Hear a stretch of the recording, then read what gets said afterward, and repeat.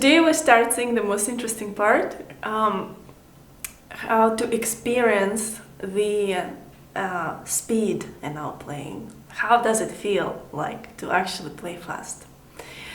Now we can explore this topic because before, I don't know about you, but in my experience, I could never play fast, right? I couldn't control the evenness of rhythm and sound. My fingers wouldn't move fast because my muscles would just get all locked in a second.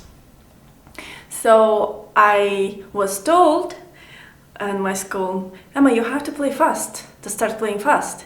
And I was still afraid to play fast because intuitively I knew I can't. So now I know that we can. And that's why it's very, it's gonna be very delicious to see how you can do that. And before we start, there are some important notes that we should remember when we face this speed in our playing. So first questions is, why do we choose piano dynamics in playing all the technique exercises? Piano dynamics let you to keep your fingers on the surface of the keyboard, not to raise them too high, and play lighter to provide better speed, better dexterity of fingers. I think with piano dynamics, it's less about how high we lift the fingers and more about how deep we actually go in the key. And so with forte, usually, especially if you play grand piano, you really have to penetrate very deep, where it takes time. So in piano, we don't have to go that deep. So that creates a slighter touch and it saves us time. So it's to start experiencing how it is feel like to play fast, that's the best option for us to choose right now. What you said about lifting fingers high, I don't think it necessarily we should connect it to dynamics. It's just generally when we need to play faster, we need to keep our fingertips closer to the surface of the key. Okay, just to clarify here. What can you tell me about a comfort zone? When you start playing faster than usual, you definitely go out of your comfort zone, and you need to face it with bravery and keep going, keep doing. Expect that this will happen, but exactly. don't be frightened by it. Mm-hmm. So the emphasis here is on expectations. In my past, I had a student, and again I could relate to that. When I asked him to play faster, the first time he tries, actually I had two students, they had the same. Well, anyway, so the first time they tried, they go like, oh, okay, sorry. And I was like, no, sorry. That's supposed to be like this. You have to have this expectation that in the first maybe 10, 20 times, okay, maybe 10 times, you will feel uncomfortable and you will think that it's too soon for you to start playing fast. But no, it's not too soon. It's just not enough. So you will experience very uncomfortable sensation, and you should befriend it. So don't be afraid to go on. Just know, okay, a few more times. That's how it's supposed to be. All right. What about the directions, generally, in all the technique exercises, scales, arpeggios, octaves, and chords? So there is ascending motion and there is descending motion.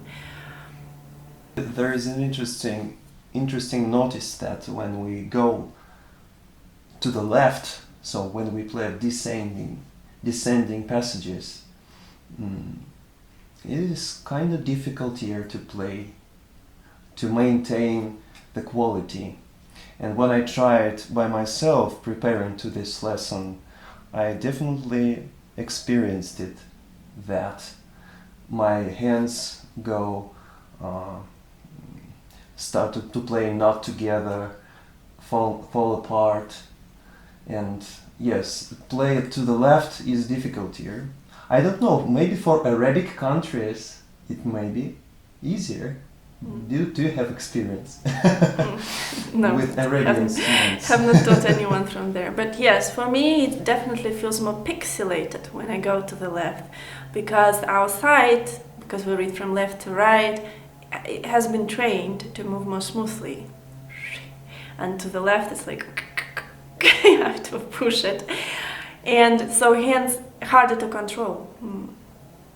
So the next question is a little bit more, physical. So what are those simple tips that again can help us to feel more stable and safe and secure when we're playing faster tempos? So we have a few tips for our fingertips, for our muscles in our arm and body.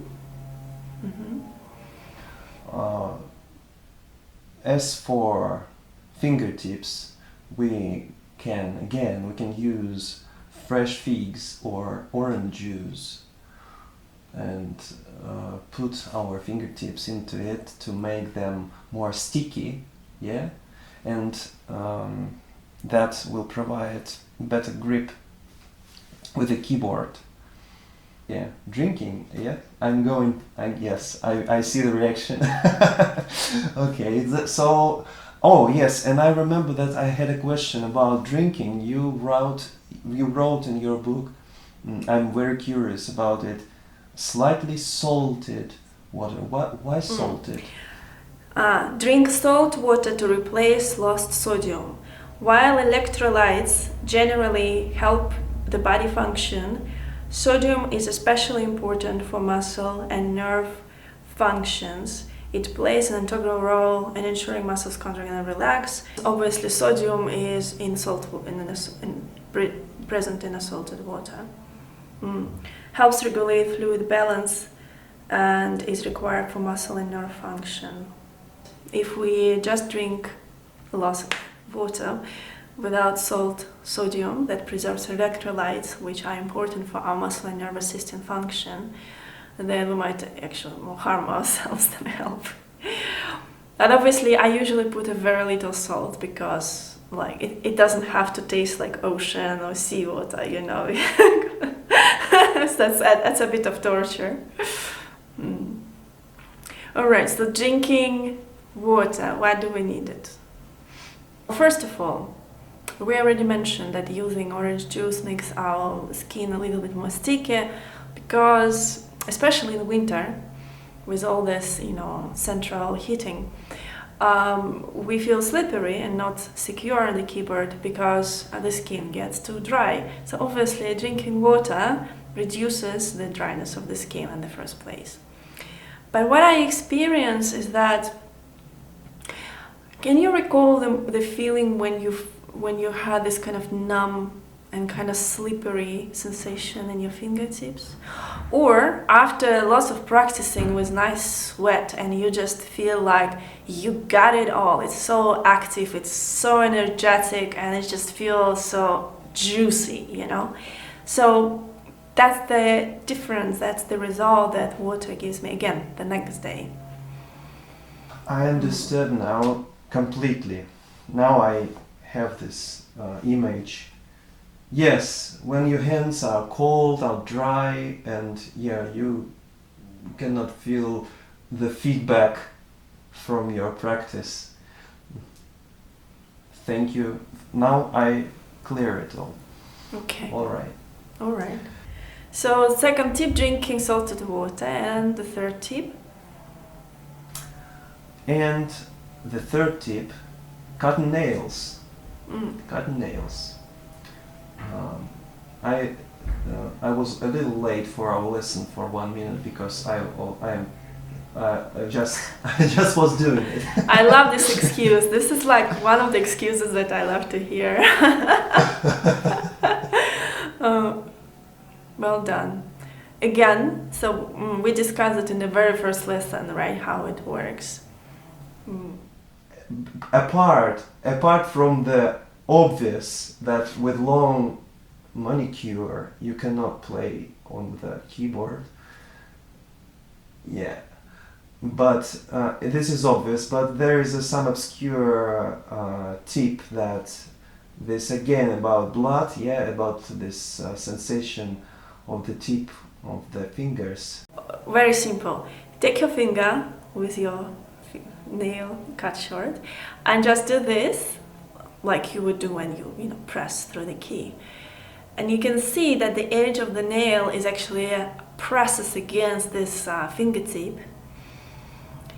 And that brings the blood, and so fingertips feels again much more full and energetic and warmed up in a way. Where if you have a longer nail, then when you press, the edge of the nail doesn't go into the fingertip. And just on a side note, when I used to play in conservatory, I go to the keyboard and it's all kind of spotted in blood, in our dorm repetitoriums in the basement, very cold and dark and just smelly. Anyway, great memories. But sometimes I had to clean, and many people that I knew struggle with. So what also happens, combination of the dry skin practice and not properly folded. Is it how you say it when you fold the nail? The edges, you have to really fold the edges of the nail, because if they are not in the smooth shape like this, but rather have a little sharp edges, then those sharp edges will have contact with fingertip, but in a negative way. It will start creating the erosion of the skin and break it, and you will have those cracks on the sides of your fingertip. So just make sure that you really file, I think it's a file, you really file those edges on the nail. It's important. I used to suffer with this, and then you just put all these creams and you put a bandage on your fingertips. It's horrible. So watch out for that. That's like already personal tip. Right, so what can we do to help our muscles to benefit our playing in fast tempos? There's start to be a real demand for stuff like doing sports and muscle training exercises. The way you say it, your expression on your face says it all. All right, but again, there is a high purpose to it, so it makes it all more interesting. So we have this routine, right, that I suggest, weightlifting, in other words. Weightlifting. Yeah. What does weightlifting do? What does it actually train? Interestingly enough, it actually helps you to find the difference between tension and relaxed state. So it teaches our muscles how to fully relax. Because the reason we accumulate tension is because we don't drop it, right? We don't release it.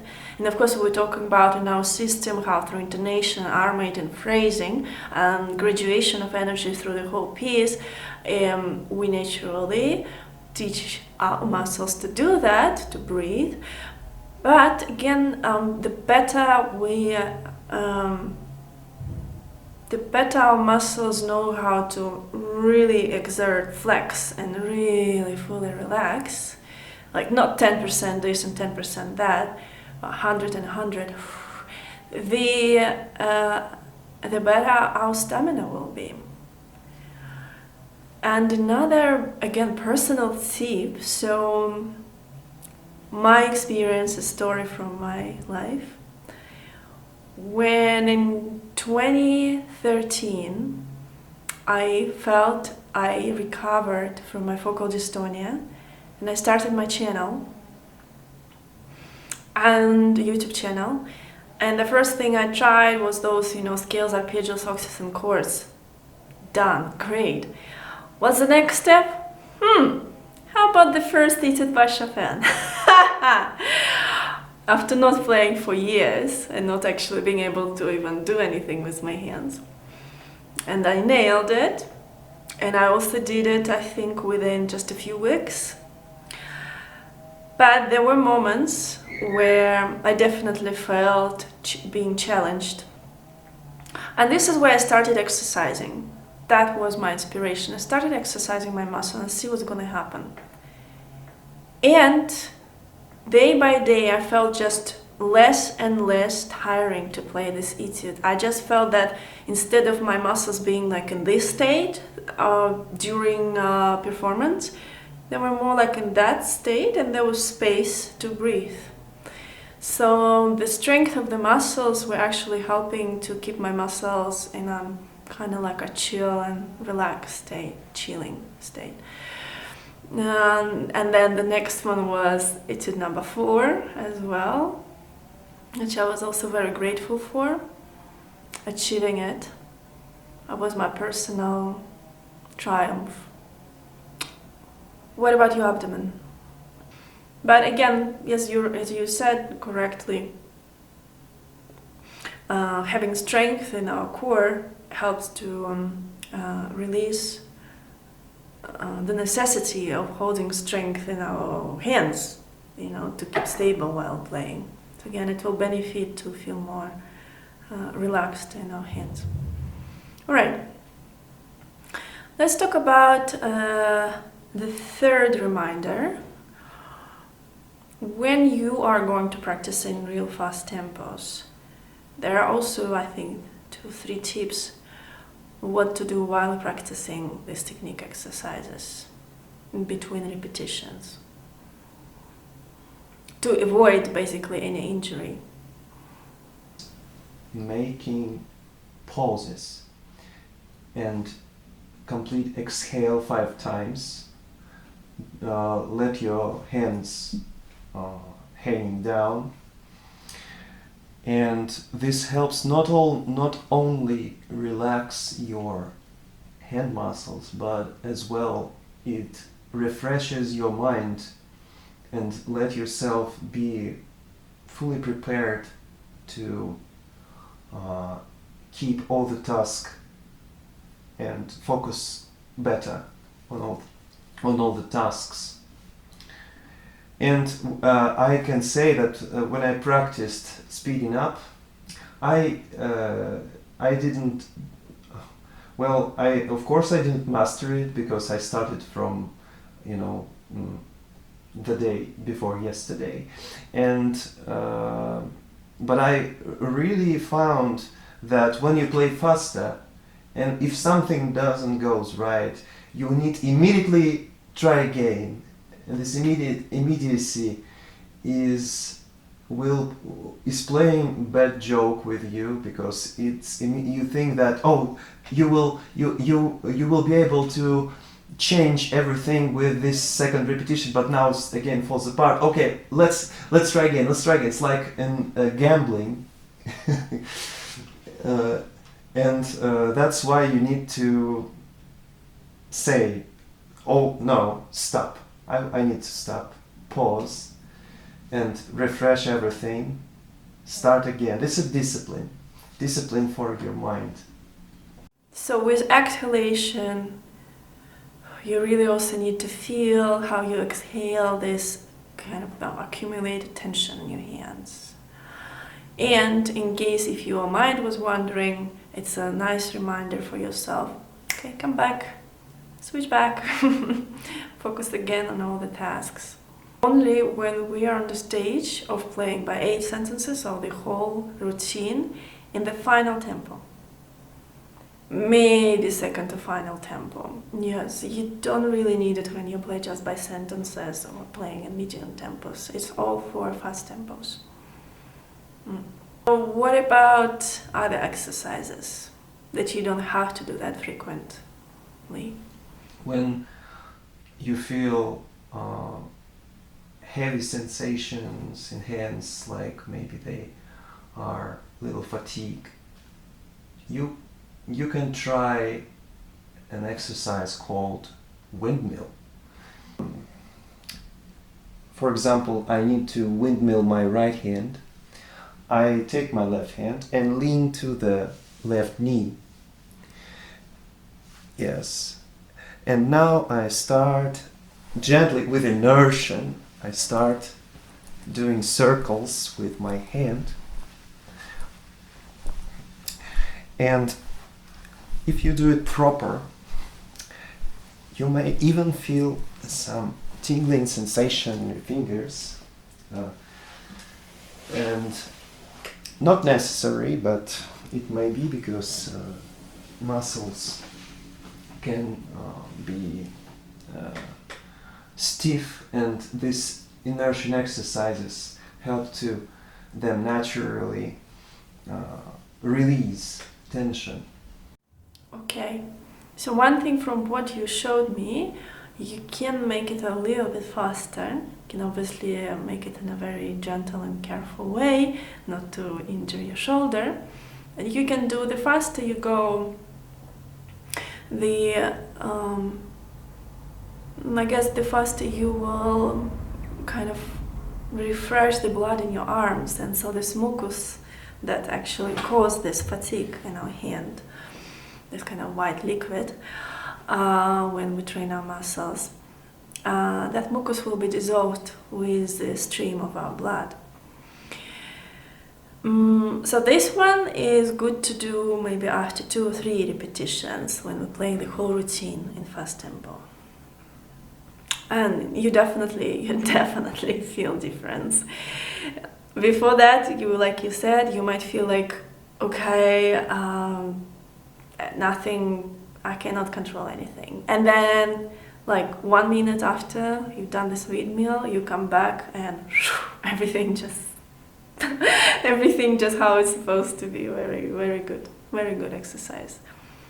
Again, it's not my invention. One of my classmates showed it to me when I was at school.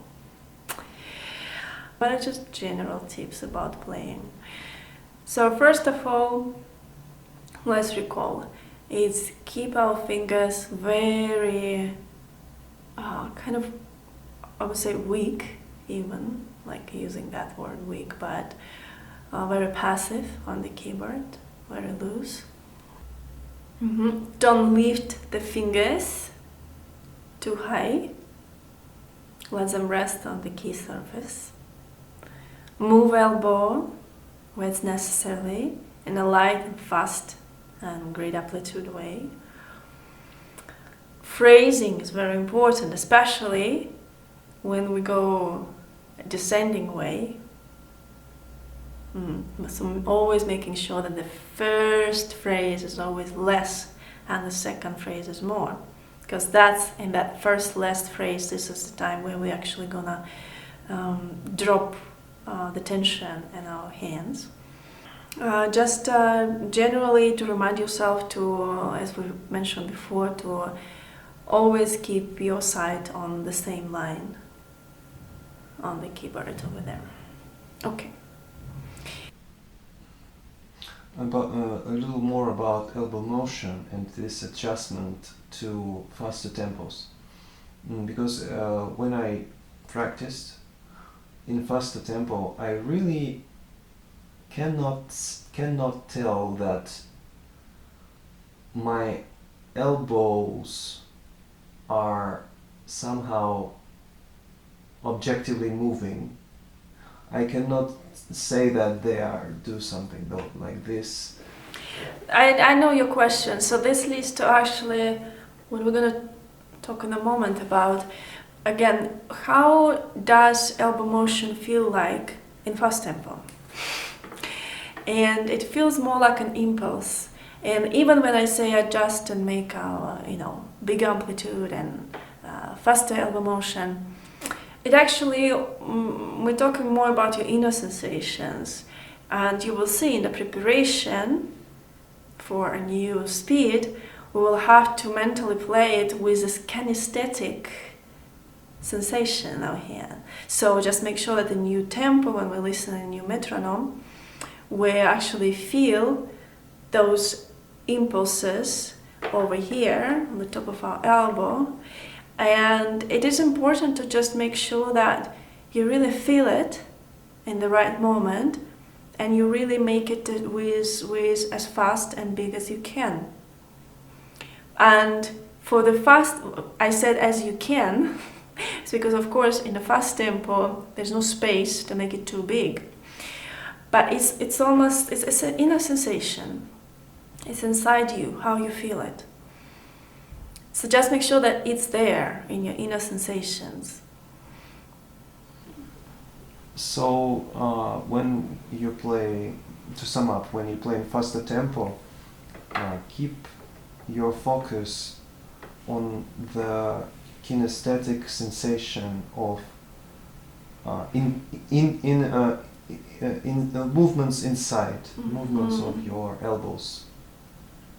Not to do artificial, because when you write do this as wide as possible, as big as possible, a little bit it triggers artificial those no, you will not have time to do this in fast tempo, because the big movement means more distance means more time.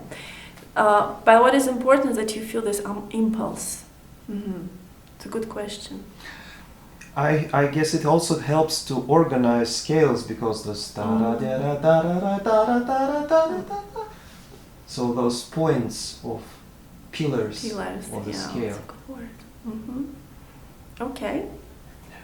The movements of the torso, should they be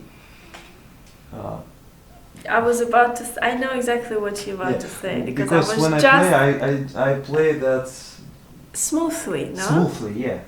Exactly. And while editing video for last lesson, I realized I forgot to mention it, that yes, of course, just like in the elbow, when we are moving it on just circle notes in slow tempo, when we're playing in the fast tempo, it looks more like motion of the brush, right?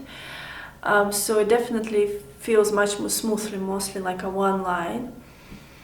But with the same way is with torso. In the beginning, yes, it's a little pixelated. Okay, I'm moving here, now I'm moving there, I'm holding it there. As soon as I reach that middle C, I'm moving it to the left. But eventually, when you're gonna play faster, again, your torso will be moving. But what is important is that you don't miss the impulse when you need to switch it to the new direction. Because the whole idea is that, of course, even when we play, elbow will be moving. It's not about 100% not moving elbow here. It's mostly about 100% knowing that you actually need to move elbow there. You know, so it's organizing the moments where you shouldn't miss those impulses in your elbow. So it's the same here. Your torso will be moving, but just make sure that it's really switching to the right way it needs to be switched. Because you can move and then you can kind of like move a little bit, but you really want to do this fully and then this to the left. The thing is that when I move my torso right quickly and stay already there, in a way, just like with elbow, my torso prepares just like when we move elbow first, and that prepares the rest of the hand already to play there, is the same here on a bigger scale. We moved our torso to prepare our arms to play already there. Where if you kind of go together, then I definitely feel less stable. Like this, I don't know. Versus this, when I'm already there and I already created the space where I feel good about both hands, in fact. Because what usually happens if you don't move like this right away and just play there, if you just follow this, you kind of feel a bit strange about your right hand, you know? You feel like you need to compensate this unbalanced feeling with holding tension in your hand, where, you know, versus this, you just sit and this is your pull, this is where you play. Where if you don't do that and you just still kind of here and your hands are kind of there, you have to balance. Yeah, that creates tension. Yuja Wang is very good at this. You know that she plays all across the keyboard, right? Especially with modern pieces. And you can really see her, like, you know, fully switching, you know, pum and playing here, and then fully quickly switching and pum and playing there, rather than kind of like, she really works very good with her upper body. You can see that to support, to create that security and stability with her body. So for each exercise, scales, arpeggios, octaves, and chords, how many days we're gonna have, and what we're gonna do in those days. So for each exercise we have 2 days, day 1 and day 2. So the simple math, for exercise 2 days equals 8 days. So for each exercise, on the first day we are playing for 1 sentence at a time, and we process it through 5 timings.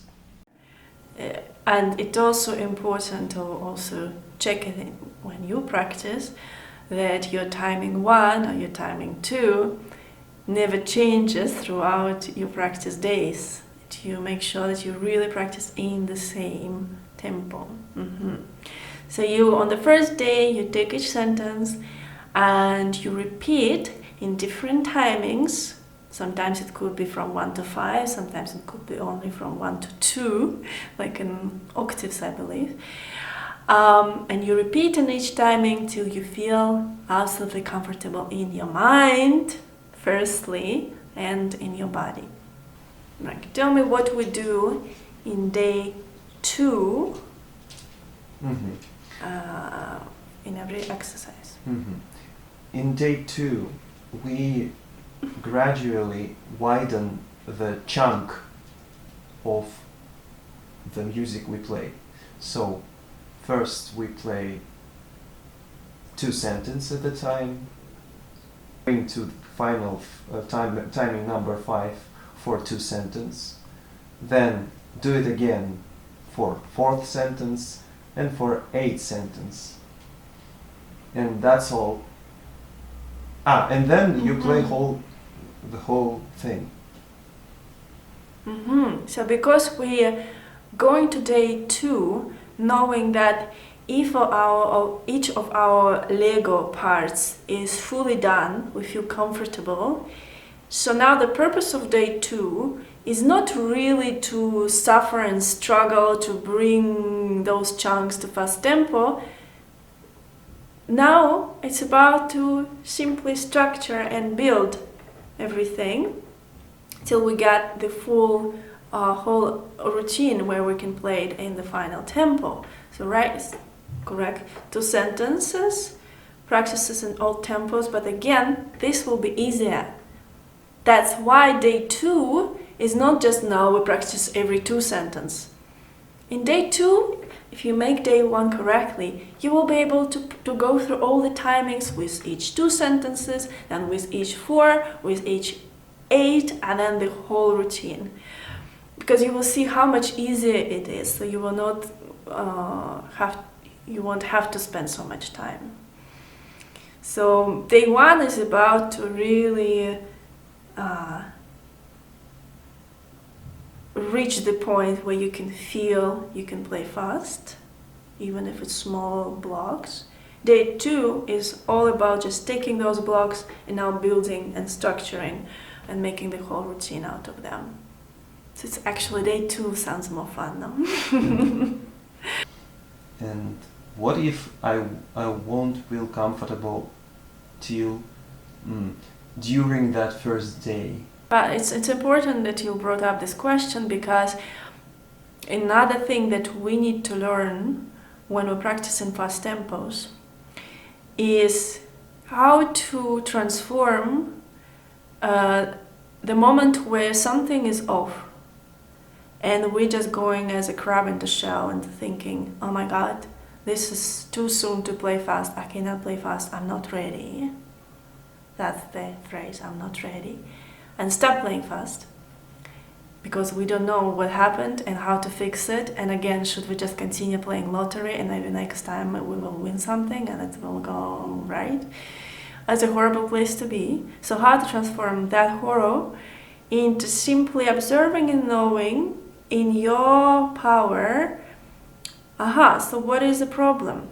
There's a list of very common errors, and all you need to do is identify what's wrong exactly, where, and then see what is the medicine for it, what you should improve to solve that problem. And so you do that and you play again, and most probably you will feel good, okay? So that's also, like I said, it's an important skill to learn how to be your own doctor. And we will talk about this much more when we're gonna approach a new piece. Because again, the whole idea of teaching is how not to be dependent on me, and how as a pianist become your own healer, right? And for that you need to know what's the problem, what you need to take to solve the problem, right? Okay, what comes to my mind, I will say it. Flying fingers. I like it, expression. Flying fingers. It is a state when you play fast, but some of the notes are missing. You press the notes that not supposed to be there, so wrong notes, and you generally feel unstable on the keyboard. You're flying away. Yeah. Right. Simply saying that, yeah, you're flying away from the keyboard. By the way, for me, that's especially on arpeggios. I don't know why. So, the solution. You can play warm-up exercises, and All right. And so you can play slow, and you can play slow, forte, and legato. Right? The reason why you're flying away is because you stop pressing the key deep enough. You're too light, in a way. So when you're gonna practice and bring a little bit of meat and go in and penetrate a little bit deeper with your warm-up exercises, whether it's forte legato slow or forte staccato slow, this will balance the sensation. Mm-hmm. And one more tip: not to fly off, not to fly off the keyboard. You need to stick to it. So use the orange juice or fresh fig to make your fingers sticky. Flying fingers. Next, wooden fingers. Wooden fingers is the sensation when you cannot move your fingers with ease and dexterity. You feel like they're wooden. So you feel fatigue in hands, you feel that they're tired, and you cannot play fast. Slow, you just feel they're slow. Yeah, they're slow and you cannot play fast.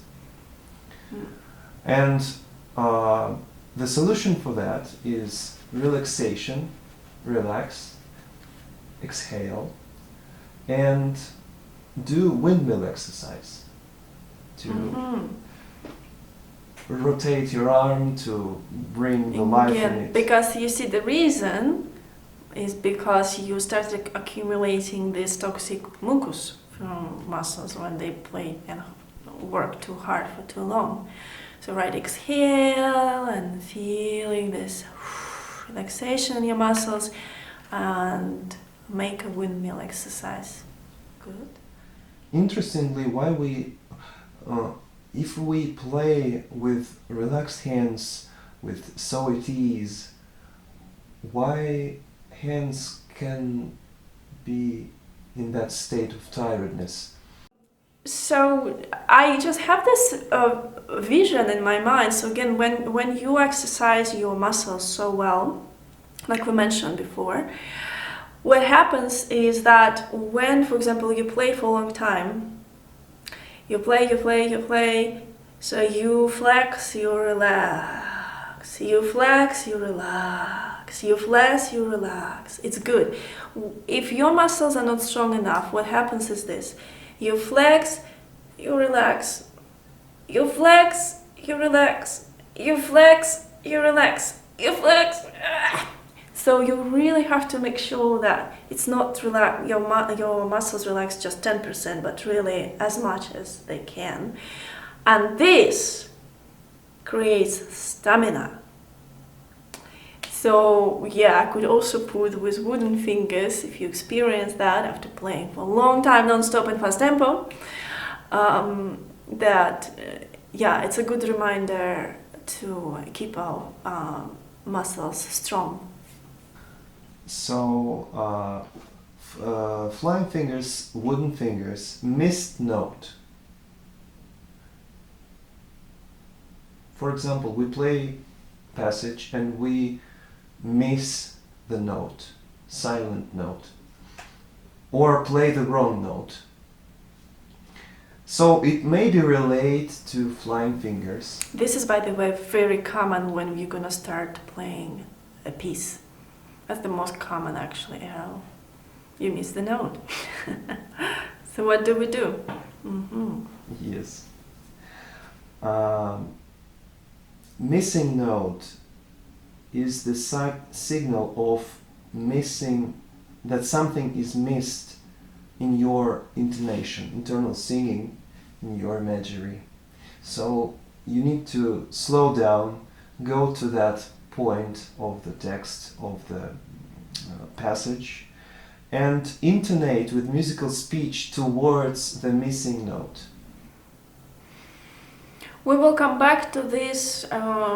This is the most common medicine that you're gonna use when practicing, especially virtuoso pieces. And yeah, I kept saying it in so many parts that it let me learn campanella in 3 days. Because I knew exactly what to do. If I miss the note, I will never miss it again, ever, in that same part. So the antidote here is to understand that you missed the note because you did not internalize the distance, the exact distance towards this note. And as we know, what helps us to feel the distance between the notes even more, we know there's intonation, playing with resistance, singing with resistance internally. But when we also assign to it this emotional quality of the interval, whether it's third or fourth or fifth, we talk about in the musical speech lesson, number blah blah blah, that helps to navigate and pre-feel the distance towards the note in a much more clear and accurate way. As a result, as we know, where mind goes, body follows, we will not miss the note. And usually you have to also look at the elbow motion, because it's not only inner sensations that are in the way, but also not a very maybe precise movement of elbow. And sometimes you might find that in fast tempo you're losing the amplitude and speed of your elbow motion. That's why it is important to keep in mind to constantly adjust the speed and amplitude according to the new tempo. So together, improving the elbow motion and improving musical speech in your intonation will almost guarantee that you have that interval under your control when you play.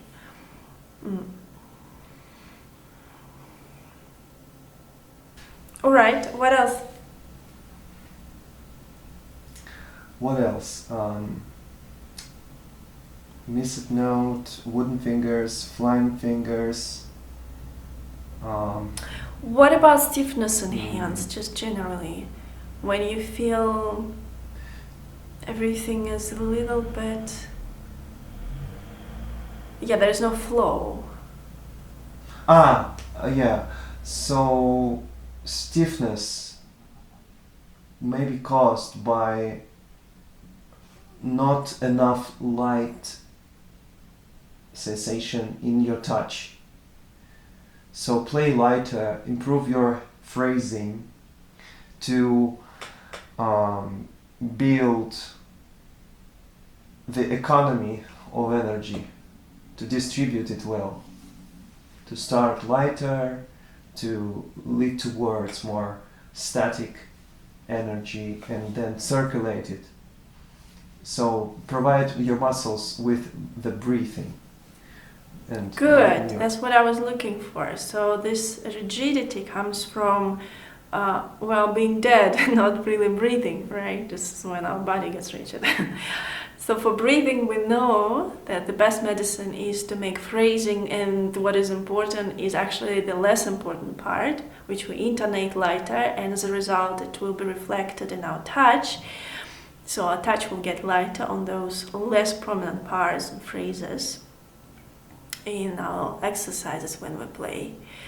So yes, if we have the stiffness, improve phrasing, that will in turn lighten your touch. All right. If everything falls apart, just stand up and go. All right. Come back tomorrow. If everything falls apart. Yeah. And that's actually answered the question that you asked me in the beginning. What if in my first day, practicing every sentence, different tempos, even when I try to use my medicine to solve my problems, doesn't help. So you might just need another day.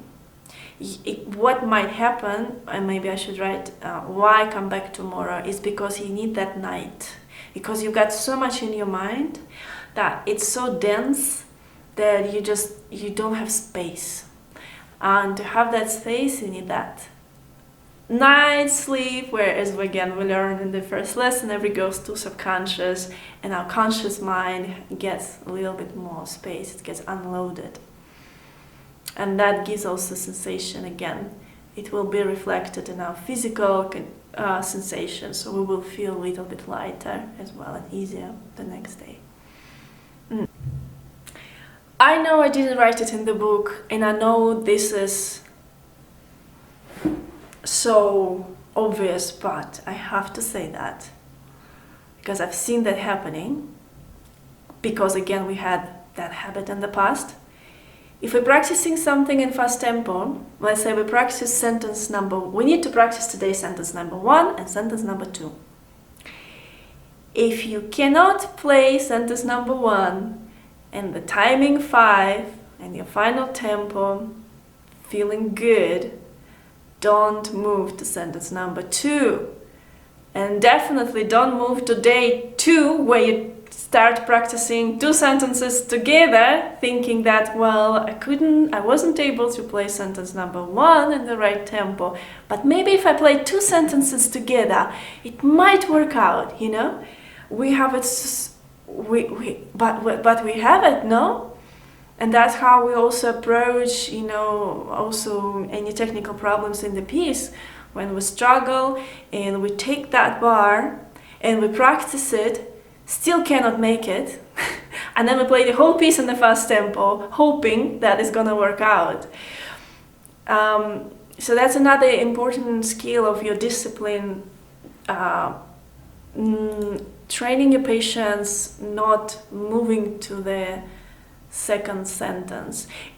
without fully finishing the previous one.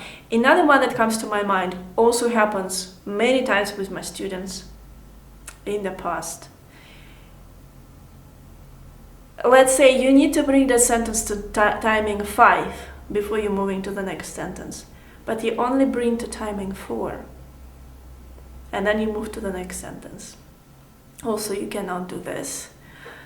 Again, the reason could be I'm not ready in my mind for timing 5. Maybe if I practice all other sentences and I come back to day 2 and I started practicing by 2 sentences, maybe again I will be able to do it in timing 5 because I will be ready. Again, this is also delusional. And this is a recipe for disaster and frustration and self-doubting and yeah, being very, very upset with yourself. So yeah, make sure every sentence is really brought to the final tempo and you really feel comfortable in your mind and body before you're moving to the next sentence. Yeah. Thank God. Yeah, and that's what we actually learn in this whole system, that playing is not gambling and hope anymore. You have to pray God before going to performing. Okay, you can if you want, but the purpose could be different, not to save you from disaster, but maybe just amplify your performance, you know. How do we prepare ourselves when we move to the next timing? So let's say you played 10-20 times in timing 1, right? Now you need to move to timing 2 to repeat another maybe 10-20 times, or maybe 50, or maybe 100 till you feel comfortable. So what do we do between when we switch to a new timing? It is important to know 2 things. One thing is that you listen to the metronome, remind yourself the right tempo, so you're always practicing the same tempo. And when you play, you don't play with metronome, right? So you stop it, okay? Now, when you listen, again, before playing, you, in your mind, you kind of play it together. It does include, of course, the image, the form, the timing, the self-confidence and posture. I don't know, true voice is up to you. I'm not sure it's really required here. It's already many things. And when you play, you really feel kinesthetically those impulses in your elbow. Because of course in timing 1 you can do that, but what about in timing 5? When you need to play scale. And so you have to prepare your mind to catch those circle notes with impulses in your elbow without even playing. That's a very important part. So when you play in your mind, you go into the set of things you need to focus on, but when you play, you really feel those impulses of your elbow and as well torso, because remember every 2 octaves, let's say in scales, we need to move right or left. And that will really prepare your body to play.